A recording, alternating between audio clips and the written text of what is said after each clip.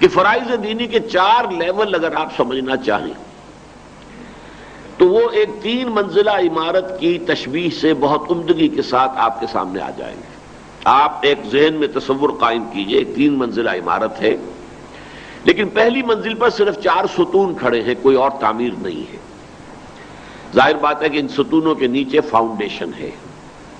Foundation کا ایک حصہ وہ ہوتا ہے جو نظر آتا ہے، جسے ہم پلنتھ کہتے ہیں، اور اصل فاؤنڈیشن جو زیر زمین ہوتی، گڑی ہوئی ہوتی، وہ نظر نہیں آتی۔ ان 4 ستونوں پر پہلی چھت آئی۔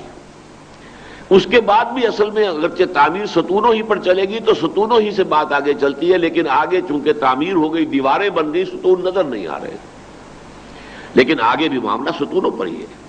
پھر دوسری چھت آ گئی، اسی طرح پھر تیسری چھت آ گئی، تو 3 منزلہ عمارتیں، 3 چھتیں ہیں، اور نیچے 4 ستون ہیں، اور ستونوں کے نیچے فاؤنڈیشن ہے۔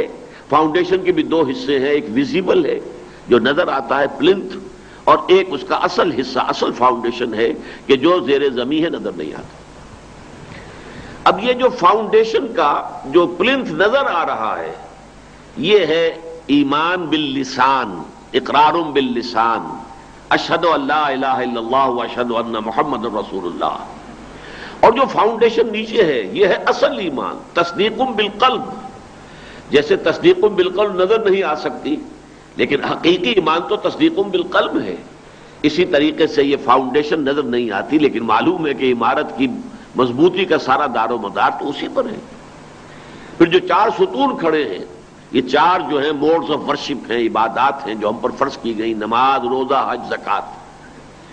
پھر پہلی چھت جو آ گئی، یہ ہے اپنی انفرادی زندگی میں اللہ کے احکام کی کامل اطاعت۔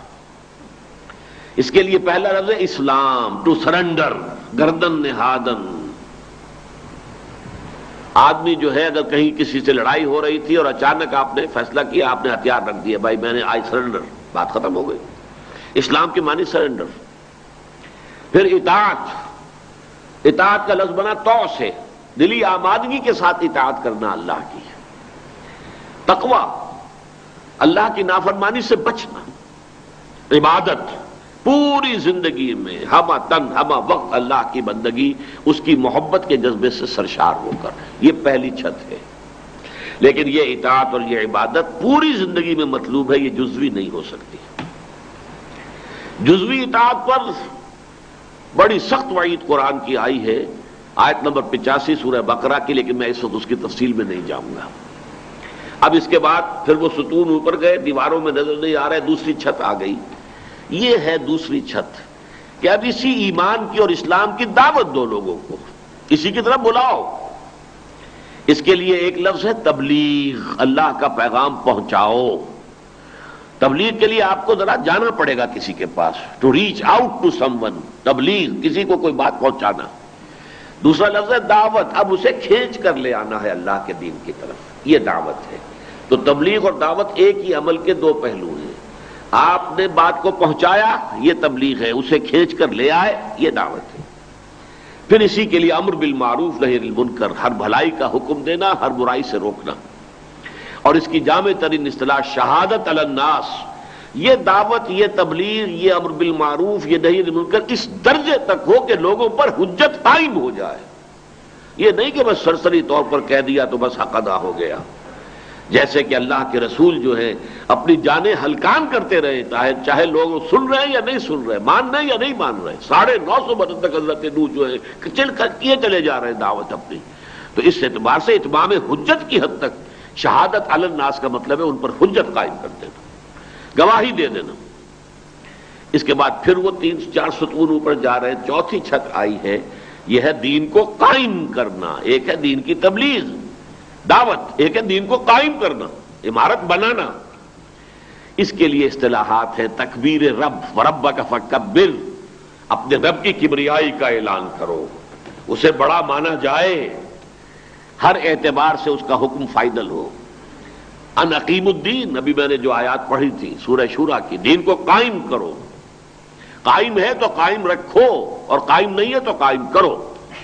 پھر اسی میں ہے لِيُظْهِرَهُ عَلَى الدِّينِ كُلِّهِ، تاکہ دین کو غالب کرے۔ اس کے لیے ہم نے محمد کو بھیجا صلی اللہ علیہ وسلم، اور اسی کے لیے جہاد کی کال ہے، پکارا جا رہا ہے کہ اہل ایمان ایمان کے مدعی ہو، اگر تم چاہتے ہو جہنم سے چھٹکارا پانا تو لازماً یقین والا ایمان حاصل کرو اور جہاد کرو اللہ کی راہ میں۔ یہ سورہ صف کی 2 آیات کا مفہوم میں نے آپ کے سامنے رکھا۔ اسی کے لیے پھر ایک لفظ ہے لِيَكُونَ الدِّينُ كُلُّهُ لِلَّهِ، دین پورا نظام زندگی پورا کا پورا اللہ کے حکم کے تابع ہو جائے۔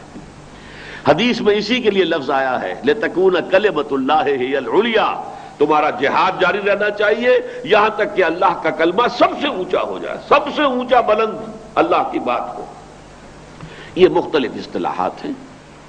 تو یہ 4 لیول ہوئے، ان میں سب سے پہلا لیول میں بھول گیا، معاف کیجئے گا، کہ آپ اگر ہم پلنتھ لیول پر کھڑے ہیں تو سب سے پہلے یا ایھا الذین آمنوا آمنوا باللہ ورسولہ والکتاب الذی نزل علی رسولہ والکتاب الذی انزل من قبل، اے ایمان والو ایمان لاؤ اللہ پر اور اس کے رسول پر۔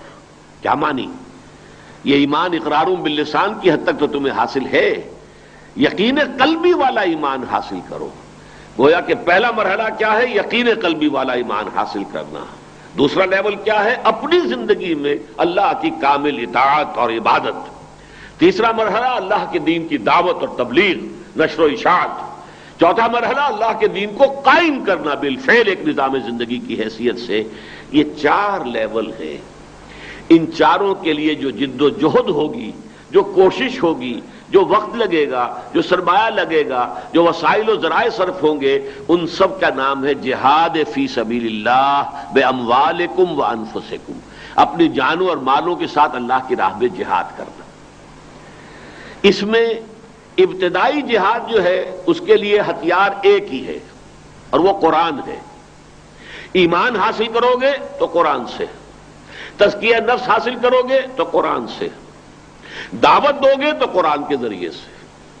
گویا کہ پہلے 3 لیولز جو ہیں وہ سارے کے سارے در حقیقت قرآن مجید کے گرد ہیں۔ اعلیٰ کیا ہے؟ قرآن ہے۔ اتر کر حرا سے سوئے قوم آیا اور ایک نسخہ کیمیا ساتھ لایا۔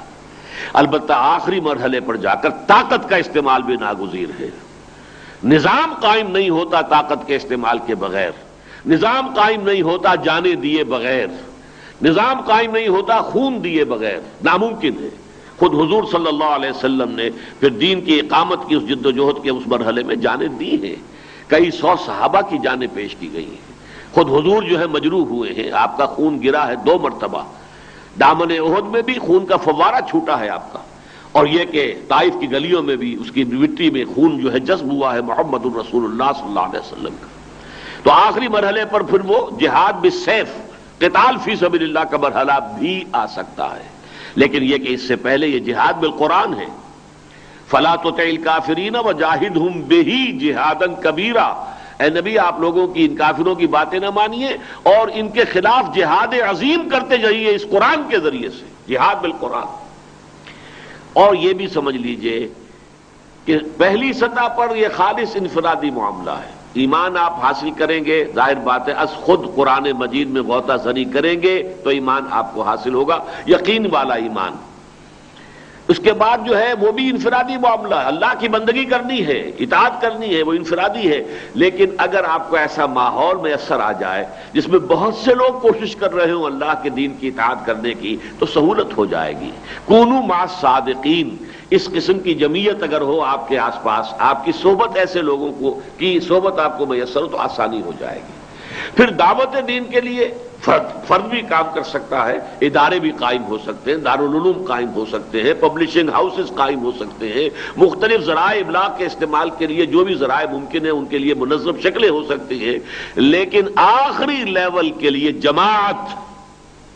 جماعت بھی سمع و طاعت والی جماعت، اس کے لیے جو ہجرت اور جہاد درکار ہے آخری مرحلے کے لیے، اقامت دین کے لیے، دین کے عمل القیام کے لیے، اللہ کے دین کے غلبے کے لیے، وہاں اس جماعت کی ضرورت ہے جس کے لیے حضرت حارث اشعری رضی اللہ تعالیٰ عنہ کی روایت کے مطابق حضور نے فرمایا انی آمرکم بخمس اللہ امرنی بہن بالجماعت والسمع والطاعت والہجرت والجہاد فی سبیل اللہ، رواہ الامام الترمذی و امام احمد رحمہم اللہ۔